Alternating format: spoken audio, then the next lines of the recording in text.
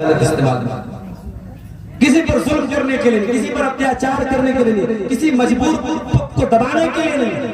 طاقت کا استعمال کرو ظالم کے خلاف، طاقت کا استعمال کرو مظلوم کی حمایت کرنے میں.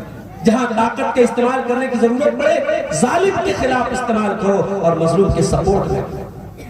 کبھی اپنی طاقت سے دوسرے پر ظلم مت کرو. اگر ہم نے کسی پر ظلم و ستم کیا ہوگا، ہم نے کسی کو مارا ہوگا، کسی کا حق دبایا ہوگا، کل قیامت کے دن ہم کو دینا پڑے گا. میرے پیارے ساتھیوں، آپ بنگلہ دیش چلے جائیں، بنگلہ دیش میں آپ کا انڈیا کا روپیہ نہیں چلے گا، وہاں ٹکا چاہیے.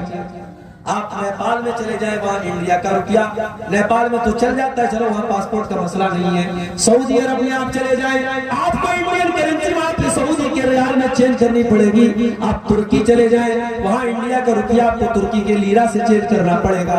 آپ کویت میں اور دبئی میں چلے جائیں، وہاں آپ کو درہم اور دینار سے چینج کرنا پڑے گا. ہر ملک کی اپنی ایک کرنسی ہے. میرے پیارے ساتھیوں، کل قیامت کے جب اللہ کی بارگاہ میں جائیں گے، اللہ کی بارگاہ میں وہ لوگ آئیں گے جن کا حق ہم نے مارا تھا دنیا میں، جن کو ستایا تھا دنیا میں، جن کو تھپڑ مارا تھا، جن کو گالی دی تھی، جن کی زمین کو قبضہ کیا تھا، جن کا مال ہم نے لوٹ لیا تھا.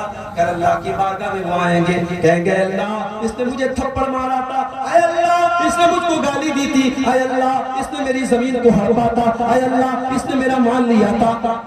اس وقت کیا ہوگا میرے پیارے ساتھیوں؟ وہاں تو کرنسی چینج ہو چکی ہوگی. اب وہاں اللہ تعالیٰ ہماری نیکیاں ان حقداروں کو دے دے گا. جس کو ہم نے تھپڑ مارا وہ نماز لے کے چلا گیا، جس کا ہم نے حق مارا وہ روزہ لے کے چلا گیا، جس کی زمین کو ہڑپا وہ حج لے کے چلا گیا.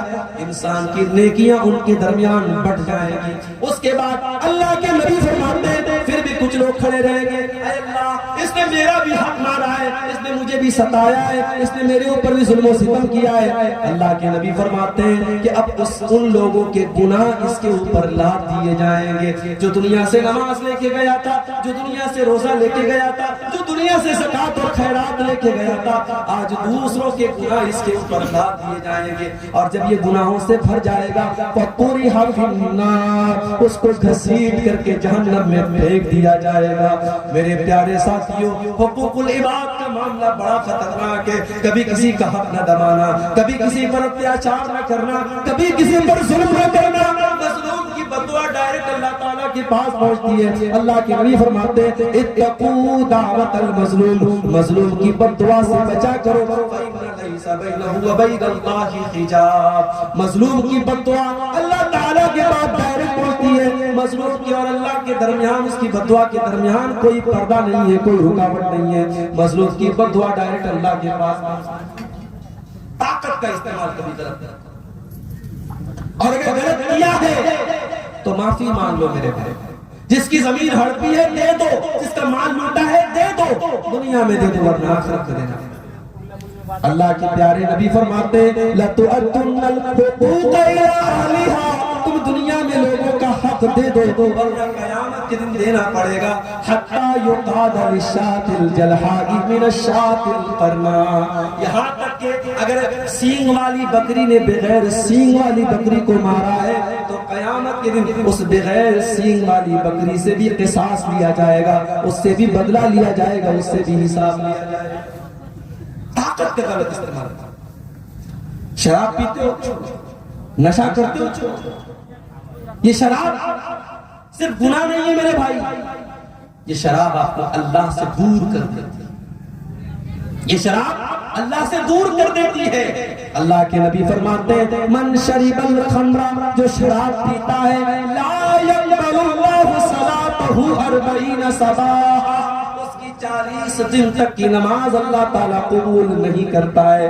فَإِن تَابَ تَابَ اللَّهُ عَلَيْهِ، اگر وہ توبہ کر لیتا ہے تو اللہ اس کی توبہ قبول کر لیتا ہے، ورنہ 40 دن تک اس کی نماز قبول نہیں ہوتی.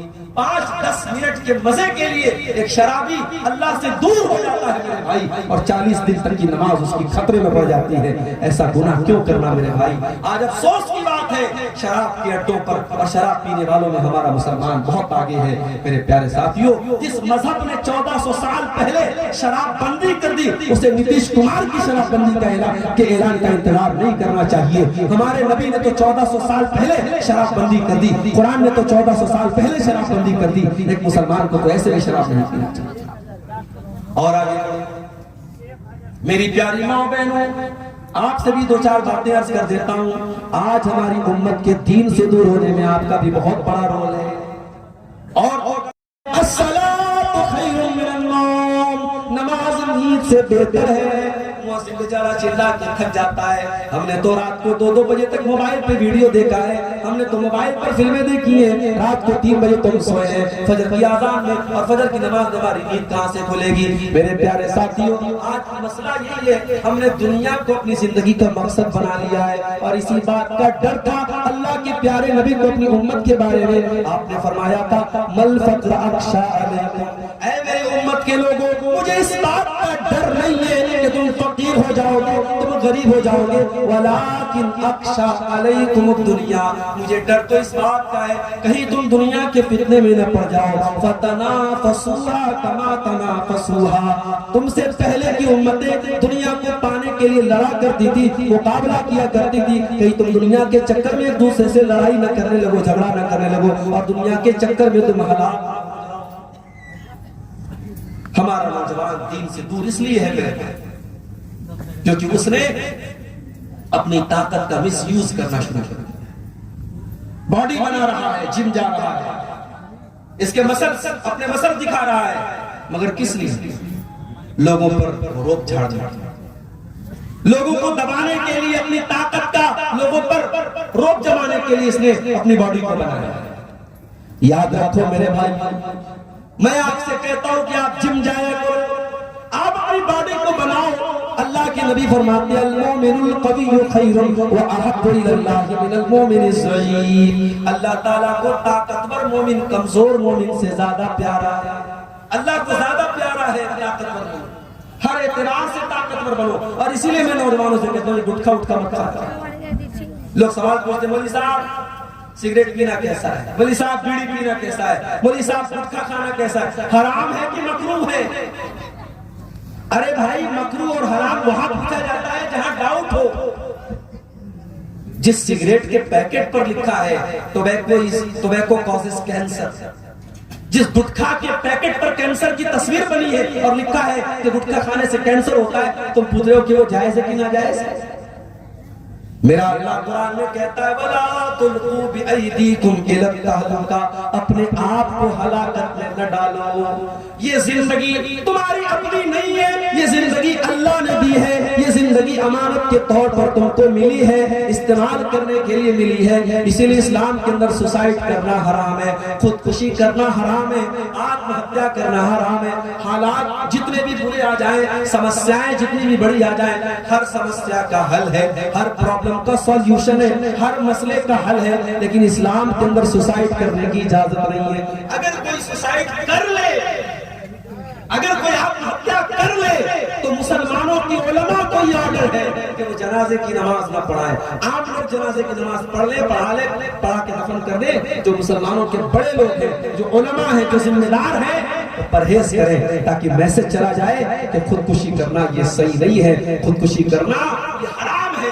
میرے پیارے ساتھیوں، جو گٹکھا کھا رہے ہو، جو شراب پی رہے ہو، جو تمباکو کا استعمال کر رہے ہو، آپ بھی خودکشی کر رہے ہو۔